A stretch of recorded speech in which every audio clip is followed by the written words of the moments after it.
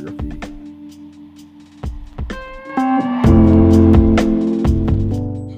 What's going on, everybody? It's me, Mark, and I'm here at MomoCon, and I'm here with a very special guest, Mr. Hilton George of Blerdcon. And joining me, my co-host for today will be JB.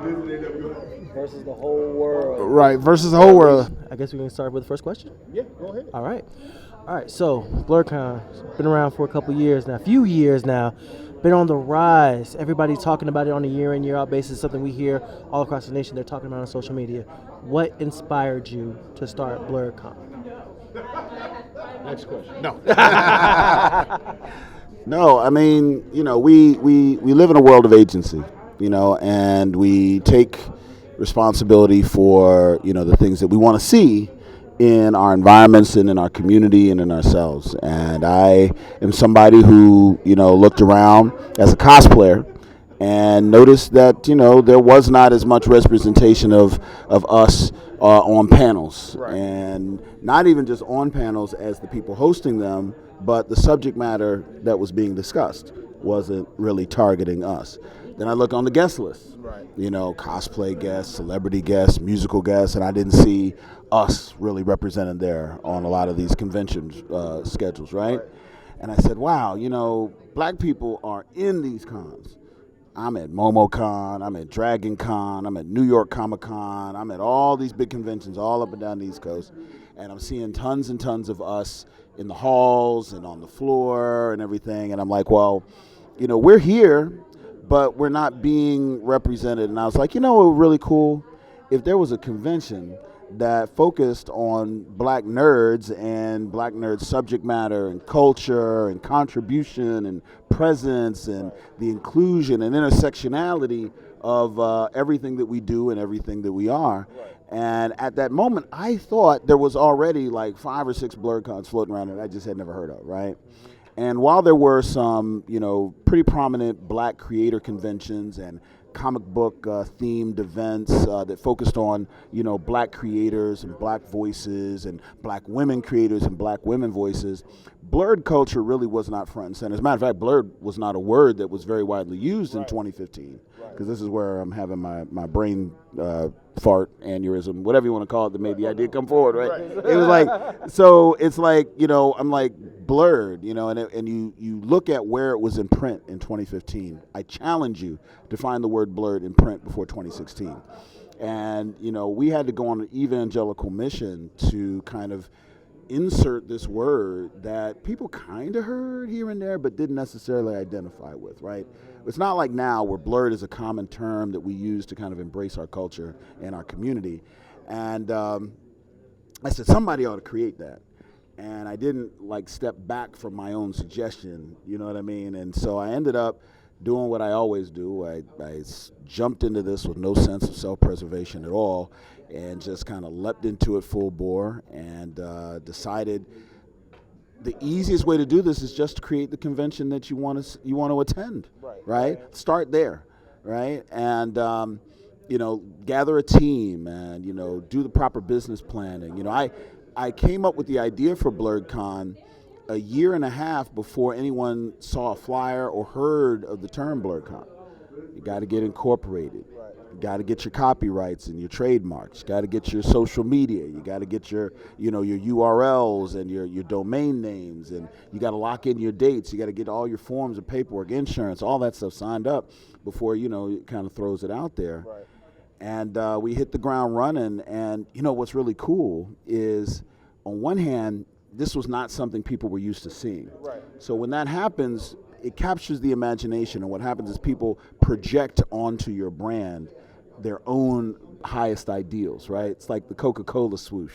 Everybody has an idea of what it means. It's not written on their smooth Coca-Cola taste, but in your mind, it kind of conveys that message. So people went into Blerdcon with all of these amazing ideas of what this amazing con would be, but people were coming from different perspectives in Blerd. So when Blerdcon year one happened, people agreed it was a really well-run convention, and it like went on without a whole lot of hitches, and the organization and everything. People didn't even believe it was a first-year con, but there was like an immediate conflict of ideas of what Blerdcon should be going forward, should have been in the run in year one, and this idea of letting the community steer what their environment should be, right? What their experience should be was the next step. So my inspiration only took us pretty much to the end of year one. The rest of it was the community saying what they'd like to see, saying what they don't want to see. Which direction, more music, less food, less, panels, more parties. You just kind of go around and you kind of smooth it out. It's like sharpening a piece of wood. Right. The big chunks first, boom, boom, boom, and then you fine and refine and fine and refine. And now, 6 years, 7 years later, you have the convention that lay before you. All right, I got a question for you. All right, so you mentioned when you first started doing the research and wanting to do Blerdcon, there was technically nothing else out there like that, like what you intended. But since the first Blerdcon, there has been several, I don't want to say clones, I don't want to say copycats, because they are all unique in their own right. But you have now HBCU Con, you have HNIC Con out in Ohio.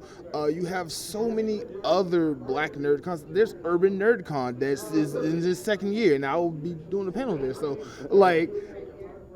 do you see that as competition, or do you see that as you started something, you started a movement? How do you feel about that? That's a real good question, because I get it a lot in one form or another. And here's the way I see it. Blerdcon, like most conventions, are fairly regional, right? Even a big convention like MomoCon that draws people from all over the country, 60% of the people are from within 50 to 100 miles of Atlanta, right? So they're all fairly regional, meaning that Blerdcon, even in its highest form, is only going to have a certain amount of reach. And we're talking about a population that not only needed to be marketed to or invited or promoted to, but needed to be activated. What we're reaching for, by and large, are people that are sitting at home who never felt welcome to come to conventions in the first place, right? There's a cap on the number of people who are black nerds who are in a community nerd space like a con that would come to a Blerdcon, right? The expansion of that community is going to come from the people that's sitting at home playing video games on their computer or on their component system. People who are watching anime at home but aren't cosplaying, and people who are not acting in the communities that are built around their fandoms, right? So when I look at other conventions that are like-minded or are building off of our template to some degree or another, I look at as these are people who are in regions who have certain flavors and certain directions and certain core DNA that is specific to the communities that they rose out of, that are going to activate people that Blerdcon is not going to be able to reach. Right? I love the fact that people tell me, oh, Blerdcon was my first convention. You were the first convention that made me feel comfortable to come out, and now I'm going to con after con after con, right? I don't mind being somebody's second convention.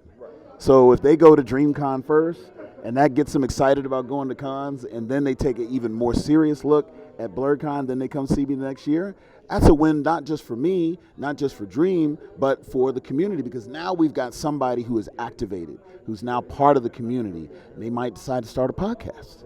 They might decide to become a content creator. They might decide to become a cosplayer or a panelist or a vendor or an artist, knowing that there is this environment now that they can be active in and express themselves, right? Now, there are folks who see things in that lens of competition, but there really is just, it's not a zero-sum game, right? Any convention that comes up that might have blerd in it or urban or any of the other codes that we use to kind of identify our community are not necessarily clones, and they're definitely not competition. The real key is that we all have a certain reach, and we all have a certain flavor, right? It's like, is Nike really competition for Adidas? Like, people who want Adidas are going to buy Adidas, right? And I don't know anybody who only buys Adidas and doesn't buy any Nike. Everybody's kind of reaching into all these grab bags, right? And I don't know any fans in the nerd space, comic book, anime, music, video game, that feels like I go to one con. That is the one con I go to, and I don't go to any. Most people go to at least 2 or 3, right? Yeah.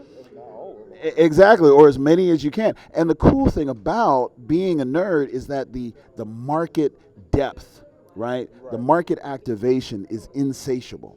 You've never, in all of your life as being a black man walking this planet, heard an anime fan saying there's too much anime stuff out here. I see one more Naruto shirt, I'm going to just blow a gasket. Oh my God, if I see Attack on Titan one more time, oh, they're killing me. No one has ever said there's too much content. They consume it voraciously. They spend their last dollar on it, right? So when someone says, hey, there's 3 other conventions out there that are using aspects of your template or blueprints that you wrote up, that's a positive. I see that as a win. Can I tell you a story? Yeah. So I was at Anime NYC. I might have already said this to you guys in passing, but it's good for y'all.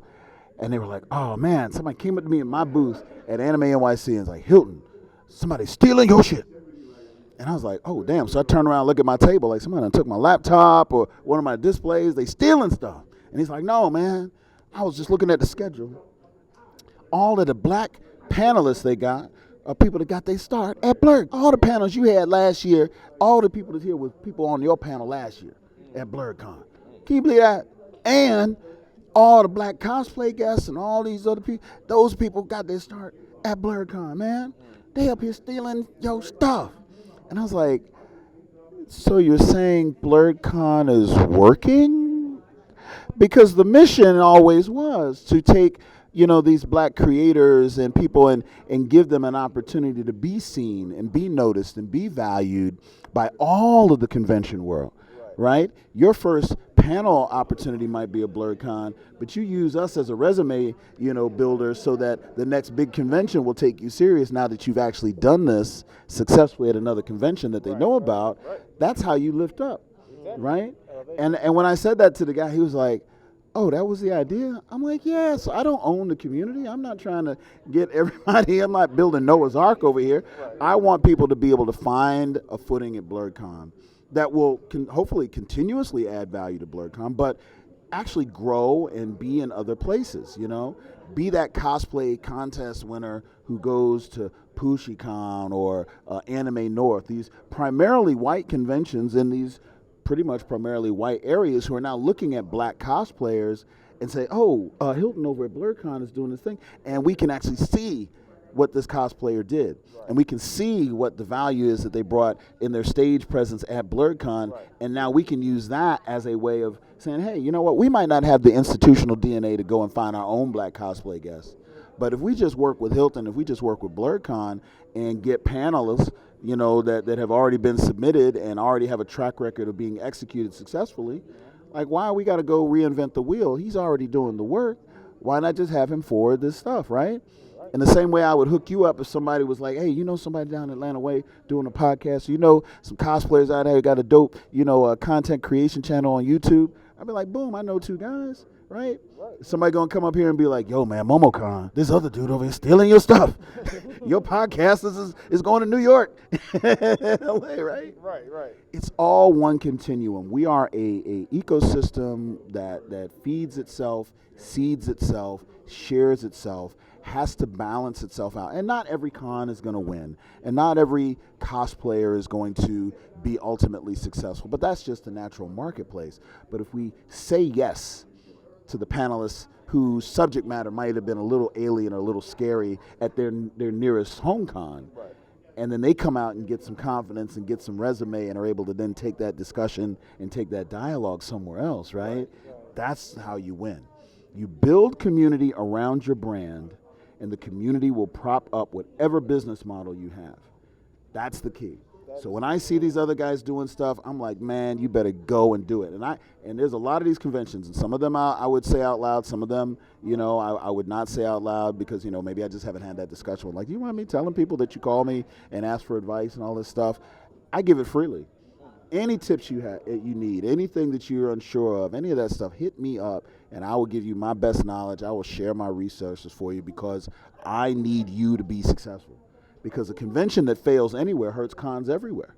No one is going to go to DreamCon on its first year maybe, or what's the other one? HNIC Con, right up in Philly, and go, oh man, that black nerd convention that we tried, and it might be the first one they did.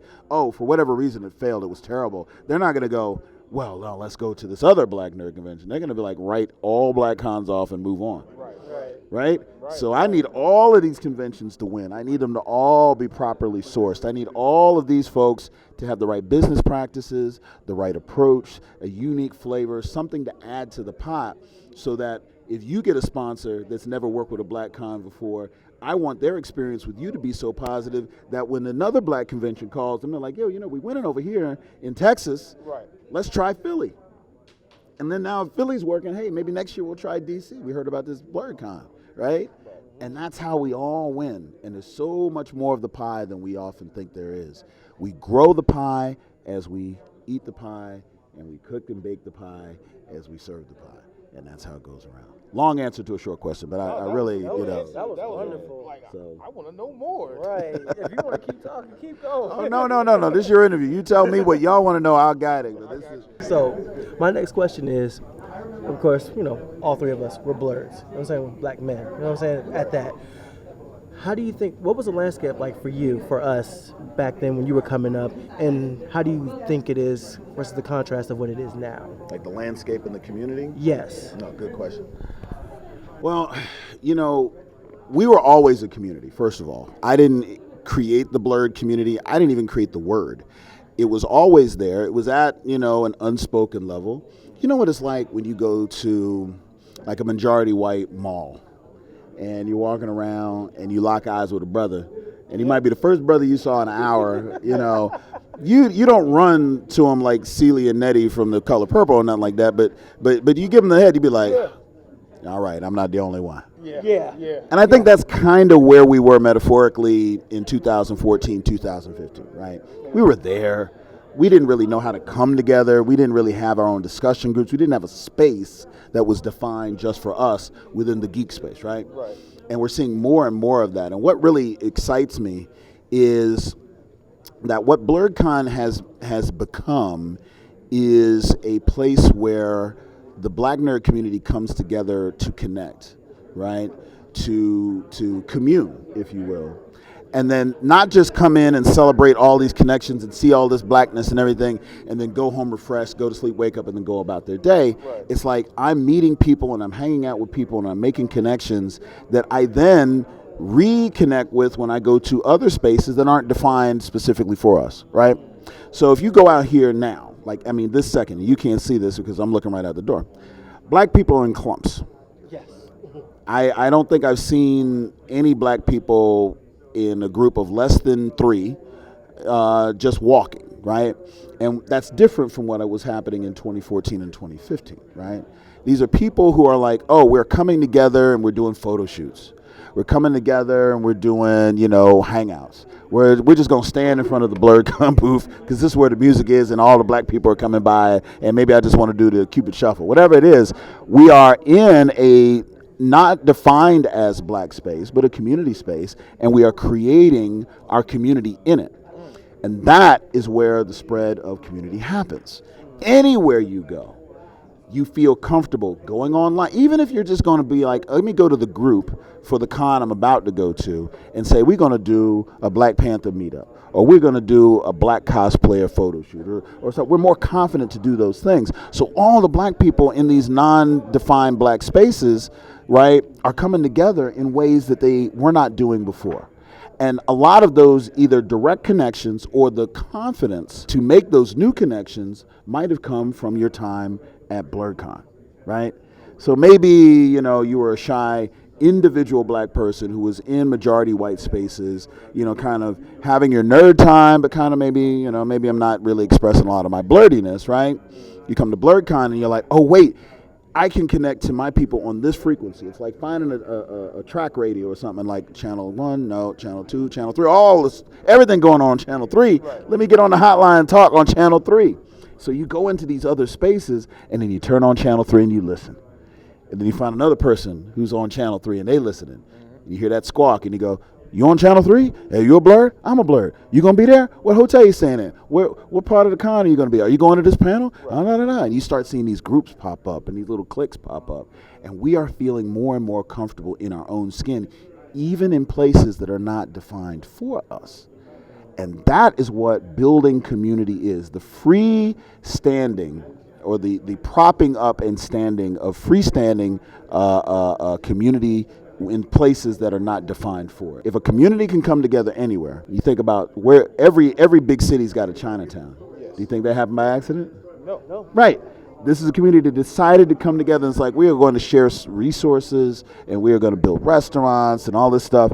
That happened before the business and before the real estate and before the family. The community connection is the foundation from which we do everything in the nerd space. And you're seeing so much more of that happening. You're seeing it on the stages and you're seeing it out in the I mean, when you go when this closes and you go out in the parking lot, it's just groups of black people just hanging out, right? Yes. And I'm like, I look at that and I'm go like, that's what I want to see. They may have never gone to Blerdcon. They might not know me from a can of paint. But I know somewhere in there, somehow, if I draw a line long enough and far enough and connect enough dots, Blerdcon had something to do with that 15 people that's just standing around, kind of what we call in the South, kicking the Willy Bobo, just kind of just sitting around, kicking it, kind of came from that. And it gives me a lot of pride, and it makes me feel like, you know, the Blerd community has got a longevity, it's got something to offer that it's still discovering within itself. We're in a path of self-discovery. You know, when we come together for the first time, we don't even know our own potential. Right. We don't know what the person to the left and the right of us is capable of doing and supporting us going in any direction we want to go in because we've never been together before. Right. And you start networking and you start meeting people and you start having conversations and what we call power discussions. Mm-hmm. And then you're like, wait a minute, like I was at con and I thought I was just going there to have fun and cosplay and all that stuff, but I ended up making these connections that are going to help me with my projects or maybe help me with my job. Right. Like maybe I might even be thinking about relocating to a city because now I know people there who are telling me that, you know, there's some really great opportunities. You know, that networking piece of it is that constant ping and testing of power and growth in the community. And right now, we don't know what that potential is.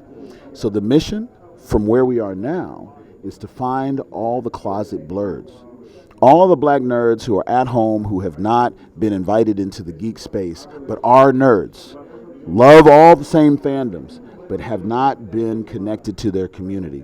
Right? That's where the expansion is. That's where the growth is. That's where ultimately the power will be. Because see, this wave we're feeling of the expansion of geek culture, and yes, it's because of the Marvel movies. We know that. But the fact that that wave is happening, we don't want to get left in because we're surfing it just like everybody else, right? So what happens when we reach the market cap of the people who are currently in big cons like this? Because there's a finite number of black nerds going to cons, right? But that number is a mere fraction of the amount of blerds that are outside of the convention space and outside of the community space who are still like-minded, like purpose, finding those people, bringing them in. Could be a little brother, could be an uncle, could be a neighbor. But you know how you find them? Because you're wearing shirts like this, and you're wearing cosplay like this, and you don't change when you go to the food truck, and you don't cover that up when you go back to your hotel room. You run through the live. Exactly. That freak flag is going to catch somebody, inspire somebody, spread the word. It's like a virus, and one day that next person comes into the community, and you see them. Oh, this is my first con ever. This is my first time cosplaying. I was so nervous to come to this, and I heard about it, and I saw somebody, and they told me about it, and I'm in the space, and then that, boom, the expansion of the community is happening. One person at a time, one person at a time, one person at a time. I meet one person at a time, invite them to Blerdcon. You meet one person at a time. Multiply that times the 15, 20,000 black people that are here. Every con, every day, going to school, going to work, going to church, expressing themselves, being a little bit more out of the closet. The community grows, opportunity grows, and that's what's happening now that wasn't happening in 2014.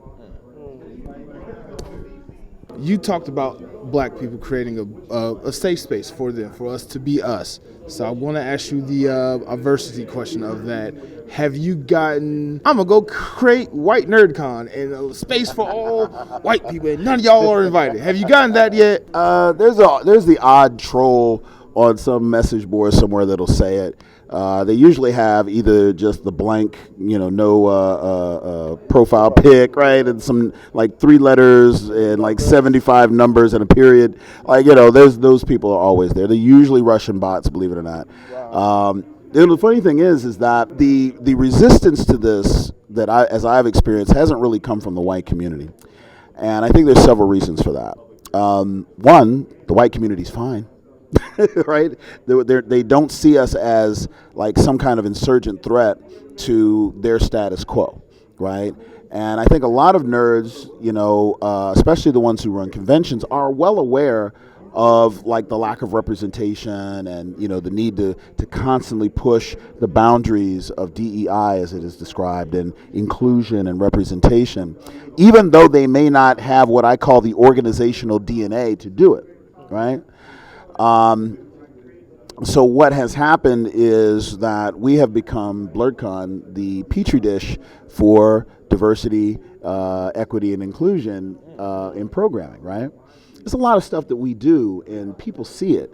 And once they realize, oh, wait, Hilton did this thing, and it was successful, and it didn't alienate any other ethnicity that was in participation, right? Even if it was only 1 or 2. We have about 5-6% of the people at Blerdcon are not black, but they don't feel alienated being there, even though the subject of the convention is not necessarily for them or about them, right? And once these other conventions, MomoCon included, realize that they can put certain kinds of programming together that are going to feed and nourish, nurture, and support the existing, if nothing else, diversity population amongst their own attendees, and not alienate the majority, right?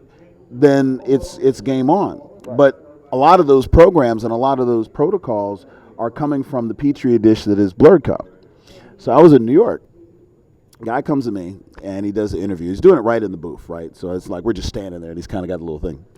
And he asked me a question that nobody's ever asked me, and I had a Mark Cuban moment. And if anyone has ever seen him speak, extemporaneously, he's pretty blunt. And I was just feeling it, and and he said, "Okay, Hilton, if you can give me one quote that like really just sums up Blerdcon to anyone who needed one sentence to describe it, what would it be?" And I looked at him and I said, "Everybody likes black shit." And he looked at me as if I had more to say. And I looked at him as if I ain't got nothing to say. And he looked at me like, "You sure?" And I looked back at him like, "No, I ain't got nothing to say." And he was like, "All right then." And you watched it just wash over him like what I was saying with this. A lot of the consternation that you see in this country amongst white Americans and other majority populations, or that are not the black community, come from a sense of there's a zero-sum game. There's only so many pieces of pizza or so many pieces of pie, and if you get more, I get less, right? And somehow the things that you love are exclusive only to you. And if I put resources and appreciation and energy towards supporting that, I got to take it from somewhere else. And the idea of that is so antithetical to everything we know about socioeconomics and social dynamics and troop movement, as I call it, with large crowds of people doing stuff. Everything that we create as a black community that is successful has a majority support by non-black people. Like we take a lot of credit for helping Black Panther make $1 billion in a month, right? But that movie didn't make $1 billion until it went to China, and we not in China. Like, so we gotta keep it a buck about, like our enthusiasm definitely was the leader, the crease, that everybody else followed, right?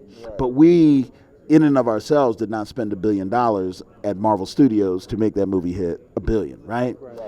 And if you think about every rap album that has gone double platinum, right?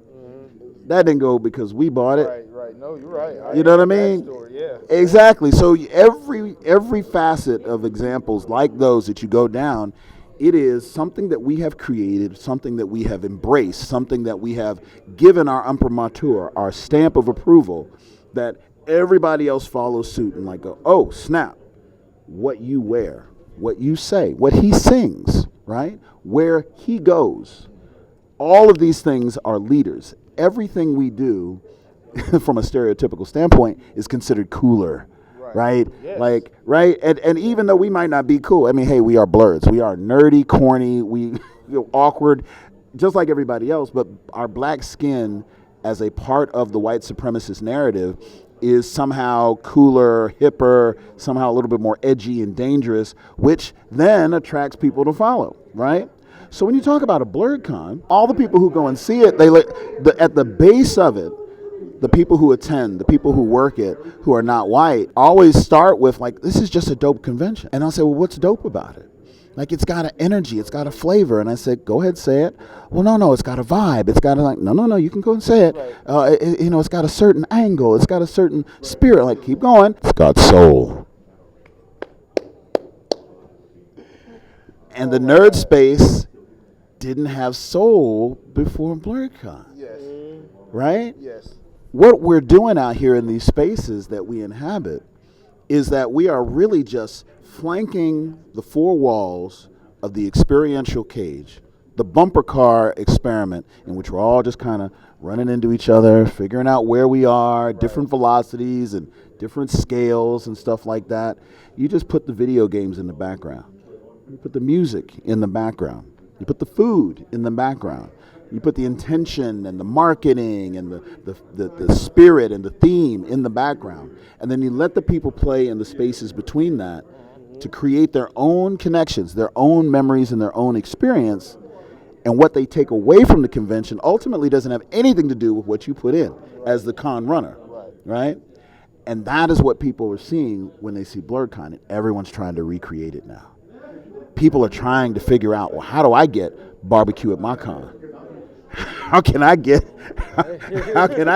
like these people to be just dancing in the middle of the con floor, just because the crazy thing is that white people want to dance just as much as black people, and they want to dance to the same music the same way. They want to do the Cupid shuffle, they want to do electric slide, they want to do all of the same stuff we do, right? Because it's inherently fun, right? It's just like anime, right? There's some people who on the gatekeeping side think that somehow you have to have some kind of special brainwave formation to enjoy anime, right? And be a nerd and like, cosplay and all this stuff. And I tell people that's not the case. Nerd culture is inherently dope. It's all fun. It's all exciting. It's all interesting. I've been to conferences and conventions of every stripe that you can possibly imagine over the course of my adult life. This is the only one where people hang out after they close the floor. You go to any type of convention you can imagine. I don't care if it's 4-H, Boy Scouts, whatever. When the con closes, everybody's out. Going to their hotel rooms, going with their troops. Where are we going to eat? We got to get sleep. See you in the morning. Right. We don't want the party to end. People are literally sitting on the floor looking at the wall waiting for something to happen because they are in a space that has created its own gravity, right? And that gravity comes from the fact that people have gathered around an idea. And if you can gather people around an idea, a concept, that gravity will stay even after you leave. A DJ playing music, drawing a crowd of 700-800 people on a lawn, turns off his music, unplugs, wraps up, and walks off. And those people stay there for hours, as if the music is still playing, as if the party is still going. Some of them are in anticipation of a party kicking back in.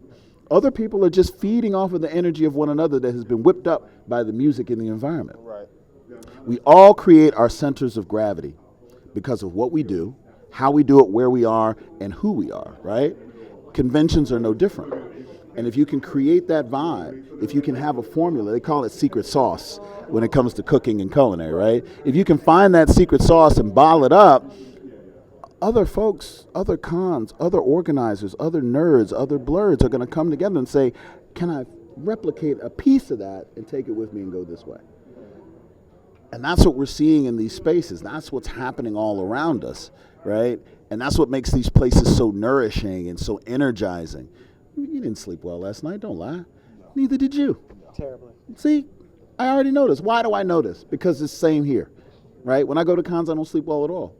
right? I've been standing up on on this floor all day, talking, voice raspy and everything like that, underhydrated, undernourished. Yeah. Can't wait to talk. Can't wait to share some more. Can't wait to hang out, right? Right. And that's where we are. That's what we do, and that's what makes this special. And that, my friends, to the core of your question, is why nobody outside of the black community has harsh critique for what we do. Because while they might not understand how we do it, they understand that it works and they understand the result. And when you don't understand something, but you benefit from it and you can learn from it, it's the same thing as magic. That's the definition of magic. This guy put a bunch of stuff in a pot, stirred it up, said hocus pocus, and then all of a sudden, something crazy happened that I can't replicate. Right? And that's what we do every day in spaces like this, and it's magic. They call it black girl magic or black nerd magic. You can call it what you want, but that energy that we create and we bring to a place is contagious. And as long as we create it, nobody outside is going to try and take it from us, right? Because it's not something that can be replicated outside of us, right? But we want to share it because we're awesome and we want everybody else to know how awesome we are. So it's like, yeah, come on, take a look at what this man is doing with his cosplay. Listen to this brother's podcast. Listen to what this brother is talking about. We want to share what we do and make it special so that the world will know how awesome we are, so we can uplift and we can make moves and we can grow. And that's what ultimately makes us safe as a community, and that's why this is a safe space. Because it is this magic and this vibe that kind of has us walking a certain way. We got a little bop in our step we don't have at work, right? Right. We kind of feel this energy and this wave, and we're riding. It's like a euphoria when we're in these spaces. And unfortunately, we do have to go back home, and we got to dial it back when we go to Target on Tuesday. But here is where we are, who we are, in our best selves. Right. And nobody wants to mess with that. Nobody wants to take anything from that. We critique ourselves because we're in the bubble. I get harsher critique from black people than anybody outside the community because they understand the nuances, right? It's like a chef tasting your recipe versus your 8-year-old nephew. This tastes delicious. It's really salty. Whereas, whereas the chef who's in there with you, it is part of this whole process. Be like, maybe you should dial that back. Maybe replace that with some sugar or lemon or whatever and refine it. Right.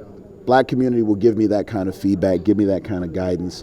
Outside of the community, they're like, this is awesome. Keep doing what you're doing. Can you bring that to this con? Can we replicate that this way? We want to be a part of the change. How can we do it? Just to follow up on that, how do you handle the harsh criticisms from the black community when they say anything about Blerdcon or anything that's happened or could happen or hasn't happened yet at Blerdcon? How do you handle that?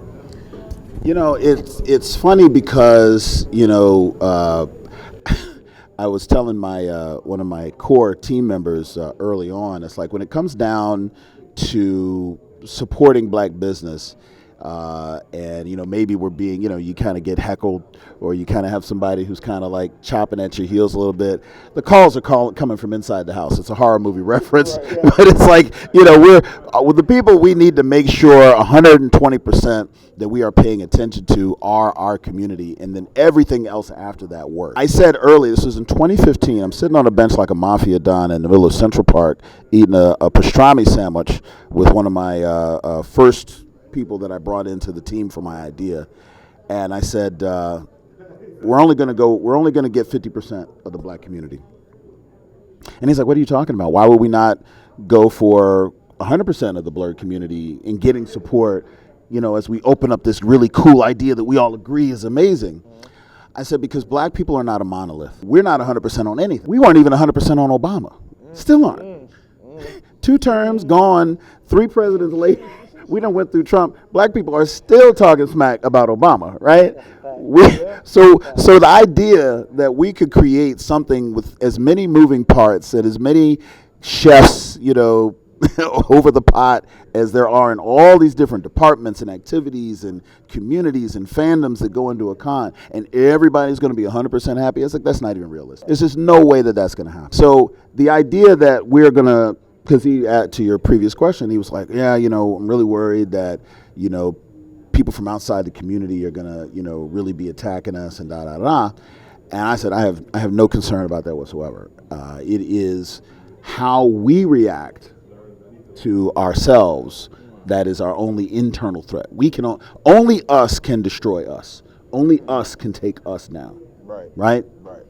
And you may say, oh, black people are only 19% of the population, and therefore we can't sway like a full presidential election. We can sway a primary. Yes. We can decide who goes up on that stage against, the other side. We in Atlanta, you in Atlanta, you got the governor's race, the senator's race, like all of these things hinge on us. But we are not monolithic in that vote, right? So the key is that we have to look at it from a perspective that everyone's not going to be happy with everything that you do.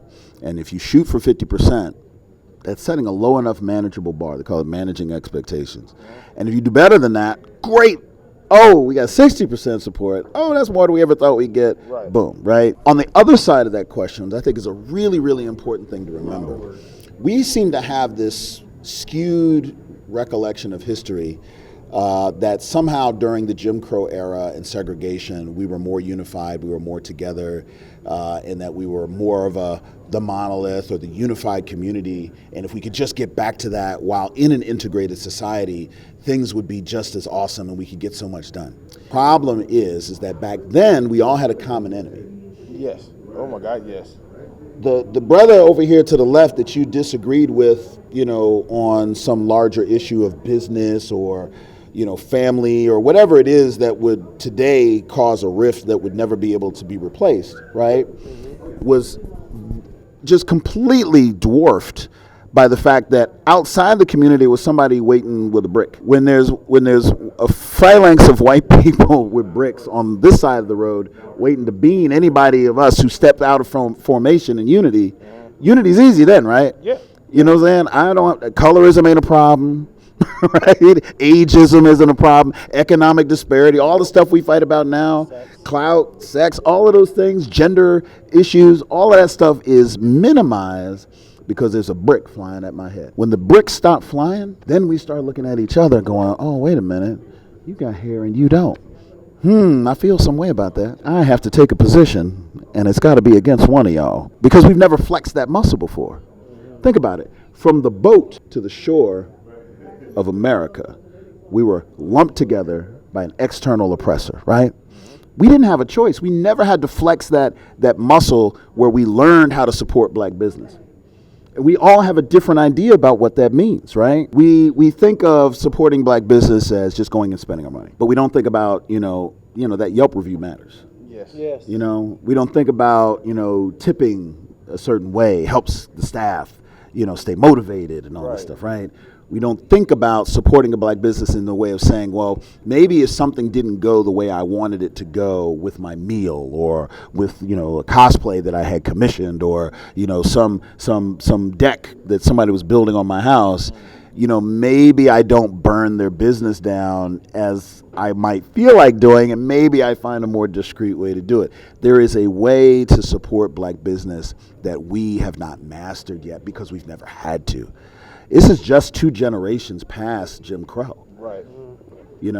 My parents lived in an era where over the age of 18, they could not vote, right? We're just 1 generation into this whole freedom thing, right? So when I look at like critiques about Blerdcon, there's tons of legitimate critiques because an event like this is a moving target. It's always growing. There's always something being added. There's always some new moving part, and we're doing stuff outside of the box. So we're trying a whole bunch of things that could get a thumbs up and a thumbs down, right? So there's a lot of room for legitimate critique that can help us guide the convention in the right direction and ultimately end up in the lane that's going to ultimately be who we are, 5-10 years down the road, right? But, then there's the personality stuff, right? Now, I'm going to step out of my own skin and I'm going to step into yours for a second. Every hater that you've ever had in your life, every detractor that you've ever had in your life can be traced down to one word: no. Anybody who thought that your success was supposed to mean something to them or give them access to something that maybe was not theirs, but they thought they deserved because of maybe their place in your life, that ultimately you weren't able to give because, like, yeah, I really do need my lung. It's like sometimes you cannot, give to and support or agree with or step outside of yourself on behalf of people and keep your organizational integrity. I mean, that's just life, right? Some of those people don't feel like they deserve the term no, and they will take that out on you for the rest of your life. That was deep. When you set a boundary and say, I really don't have any more of me to give to you and still be able to do what I'm trying to do over here. There's people in your life right now that if and when you say that to, they are going to hate you on a level for the rest of your life. And that's just human nature. That just happens, right? And as an organization, especially one that's doing what we do for as short a time as we've done it and creating something that hasn't really been replicated before we got here, right? We had to step on some toes and we had to run by some people and we had to kind of, do things in an insurgent way. And I knew right away, I was like, there's going to be some people mad that I didn't kiss their ring on their way up. Because there was a podcaster that came out of your area, in your zone, who probably felt like you should have called them before you put on this shirt and got in front of this camera and you didn't do it. And in the back of their mind, they feel a little salty about that. Now, they might not have said nothing, but I guarantee you, when you sign your first $100,000 deal with YouTube or with TikTok, somebody going to call you. It's going to happen, right? You're going to get a call. When you start monetizing your YouTube channel and start making a living and you are this close to quitting your job and keeping the lifestyle that you have now by doing something that you love, there's somebody in your family who didn't believe in you, who didn't support you, who when you turn around and you start doing and succeeding despite them, they are going to have resentment for that because they are going to feel as if somehow your success is an insult to who they are.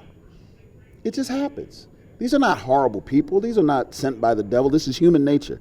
And we have to, as black people and as black entrepreneurs, prepare ourselves that as close as we are to our community, as much as we do work to build community, right? This infrastructure of support that bridges the gaps between two podcasters who are now cooperating and collaborating at a convention, right? Who are going out and speaking to all of these different people and making all of these different moves, right? That there are people who are in this circle, who are in this brick structure that you're building around yourself, who can only withstand so much pressure, There are people who are just not going to be happy with you being successful. Because we were never trained on what support in the black community was. And it's something we have to learn. Yes. It's a curve, right? Yes. It's something that we have to learn. This is a way that we say, look, if you want to support that black business there, you believe that what they're doing is positive, then you need to find a way to be constructive in your criticism. You need to be direct with the individual that you feel could improve what they do in such a way that would make you a better customer or more satisfied with their product, right? We don't necessarily know how to do that. And so we act out in the ways that we have been taught. We kind of talk outside of our neck sometimes. Yeah. Like, we start to throw negative shade, and we might not start the rumor, but we'll throw enough shade to make somebody else make up something that we can then co-sign off of. Right. Oh, I heard his mama wear army boots and he eats one cracker a day. You know what? That sound like him. Army boots and crackers. That's him. Mm-hmm. Next thing you know, that's your hashtag. And you're like, army boots and crackers? What the hell's going on? Right? Right. So it can be just that way. But to your question, how do I feel about it? I told my team, when we had our first set of people, who were saying negative stuff and, pushing back, for a wide variety of reasons. There's a story behind everybody. But I said, listen, we have one job. We have to make every single year a dope con. If we do that, nothing else is going to matter. Right? Like, have you guys been to Bojangles Chicken? I know it's a stupid question, but I got to ask it, right? I went to college in North Carolina. That's all they do up there. Thank you. Bojangles Chicken's awesome. Sponsorship. Listen, nobody has to advertise Bojangles Chicken to black people. Not now. In the 90s and the early 2000s, there was a Bojangles commercial every day. Why? Because they were competing against Church's and Popeyes. Yeah. But they ended up being so established in the markets that they're in. When was the last time you seen a Bojangles commercial? Never. I just see a new restaurant. Right, it just pops up, right? Right. You get to a point where you have to fight the wave. It's just like with like surfing or with sailing. You have to get beyond the break. Preachers talk about this, beyond the break, because the waves are constantly pushing this way. And if you can get beyond the break, the wind that's at your back can actually carry you to your destination. But you got to get off the shore. You got to get past the breakers of the waves. You got to get past the rise of the tide before you can start doing your thing. And the only way you do that is to continue to do what you do to the best of your ability. Dope podcast, dope content creation. That's what you do. Grinding. Right. Don't pay attention to the people on the left. They call them a peanut gallery where I'm from, right? People on the backside just like, heckling you and waiting to see you trip and stumble or whatever. Right. Don't pay any attention to that. As long as you are doing what you're doing to the highest level, ultimately your product and your effort will speak for itself. And then those people start to pull away. They start to wash away. And then you end up in a place where those things don't matter anymore. Right. And it can be hard because those first 2 or 3 years of any business, you are vulnerable. Yes. Somebody can say something and then it can catch, virality and then you got to chase down from a PR perspective, and that's a pain in the ass.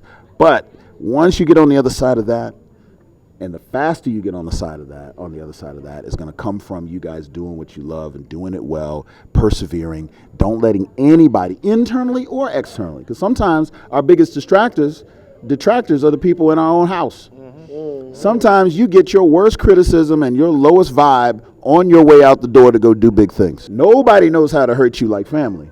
Nobody knows how to cut you down by the people who are the most important to you. Right? Yeah. And they may think that they're showing you love, or they may think that you're showing you support. They may think that that is the way that they can guide you if they're your parent or your brother or your sister or your cousin or your aunt. But they don't understand that what they're doing is they are the waves that push against you. And it's so antithetical to everybody else's story. You don't look at these millionaires and billionaires that write these books and hear them telling stories like, well, when I went out there to establish my hedge fund, my father heckled me out the door every day into the parking garage, right? Those are not part of the stories. That encouragement that can come from inside the house might be all you need to carry you for the rest of your day, right? And if you have that, that's great. If you don't have it, then you are now vulnerable to the next person. Mama done said something about, the outfit you're wearing. Like, dang, my mama know me like down to the cellular level. She cut me deep on my way out the house. Right. Now you go into the workplace, and that one coworker that don't really get with you, right? Then they say something about you. Now, you see, your skin's been taken off. You're an exposed nerve now. You're vulnerable because the people supposed to be supporting you from the jump didn't give you that support on your way out the door every day to armor you against the headwinds that are out there every single day for black people doing normal stuff, trying to be successful. So that next hit, but that's what happens, man. And we as a community often don't understand that we are supposed to be that first line of support and encouraging one another to go out into the world that's not going to support us, right? They know you're going to I don't have to tell you that what you're doing ain't perfect. I don't have to tell you that you're not there yet. You know that. Right. Who does it serve for me to knock you down on the way out the door every day to go to school or go to work or go to that studio to edit your work, right? And the next person comes along, hits you in the ankle, and now everybody can't understand why you're going down. In the black community, in our perfect form, we can support ourselves, we can support our businesses, we can support our schools, our neighborhoods, our neighbors, one another in such a way that in the inception of our business and our endeavors, we don't need nobody else. I mean, yes, when you go to make that first million, that's going to entail a certain amount of acceptance and a certain amount of buy-in from other communities. But that $999,000, $999.99 before you get there, that's going to be your community's goal to push you out and push you forward. And if we can do that, man, all the stuff we want to do in life, all the stuff we want to do in business, all the stuff we want to do in education is possible. But we don't see that because we haven't had that. Our parents and grandparents were forced to do it because they had no choice, Remember, there's bricks on the other side of the road. If I don't support you, I'm going to get busted upside the head with a brick, right? So I guess we got to huddle, right? But when the bricks stop flying, we start throwing. Because we think that's the way that we're supposed to support. We think that's the way to create unity, right? Right.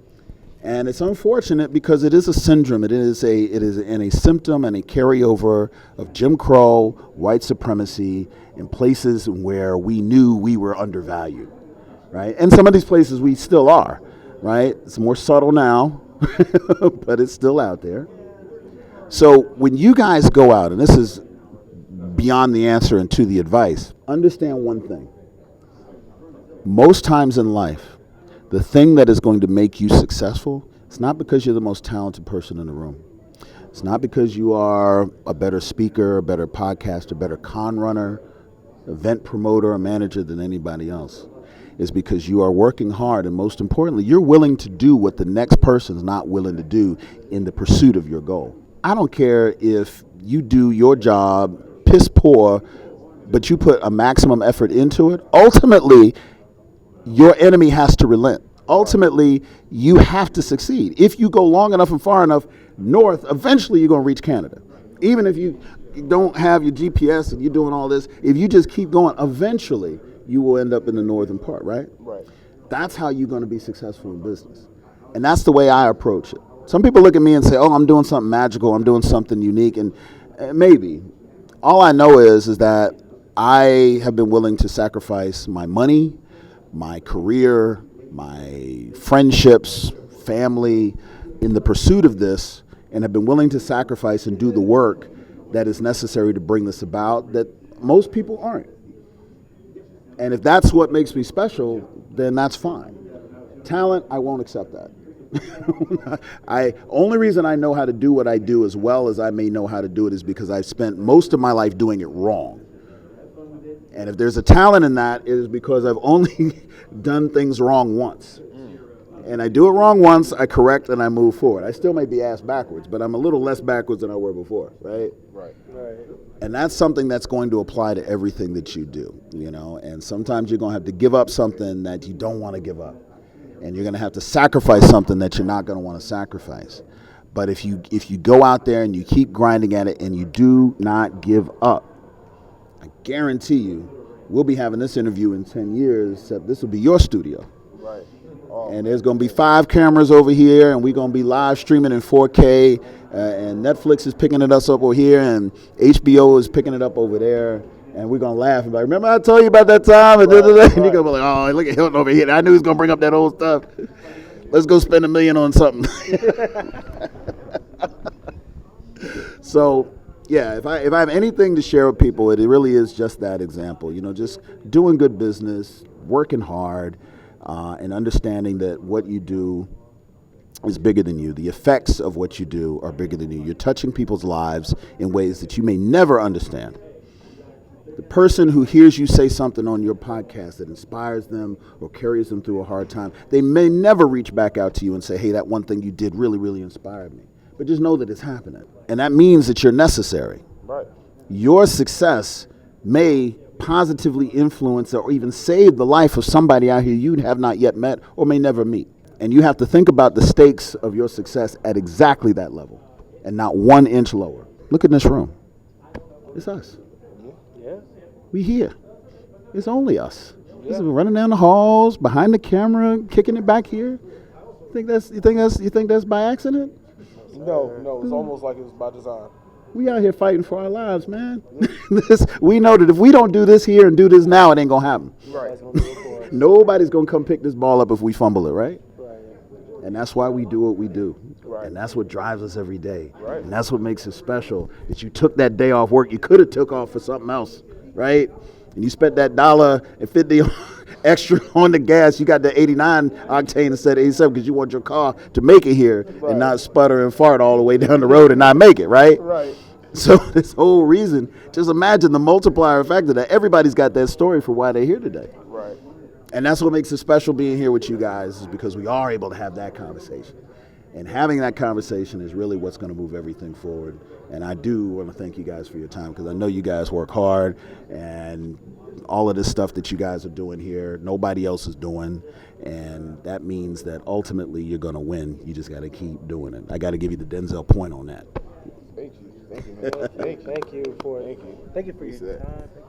Yeah, thank you so much. So I don't think we said this in the beginning, but when is Blerdcon and where is it located? Like basic stuff, right? Like maybe there's gonna be maybe there'll be like a scroll that goes across the bottom of the screen with this. Right. July 7th through 9th at the Hyatt Crystal City in Arlington, Virginia, sitting right in the armpit of DC, right next door to Reagan National Airport. It's 3 days, 24 hours of programming. We do everything we can to superimpose the black experience over top of the nerd space. We got a barbershop. We got a spades tournament. Come on, bro. Talk to me, right? Joker dudes do some ace high. Oh, see, there he goes. No, he's asking the important question. It is very important. This is the key question. Take the threes out the deck. We not messing with y'all today, right? Right. So yes, we're going to be doing that. We're even going to have workshops teaching black people how to play spades, because y'all might not know this if you're white people watching this audience, but black people, if we don't learn how to play spades by the age of 14, we will never know. We are cut out.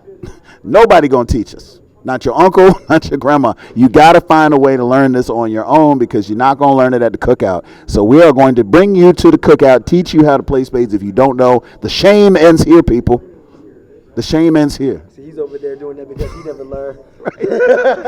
Right. We going to do this, brother. And if we lucky, we going to learn bid whiz too, if we fast. We fast, right? Yeah. So yes, we're coming up on year 7. We've got Cree Summer is one of our headline guests. So I'm so excited.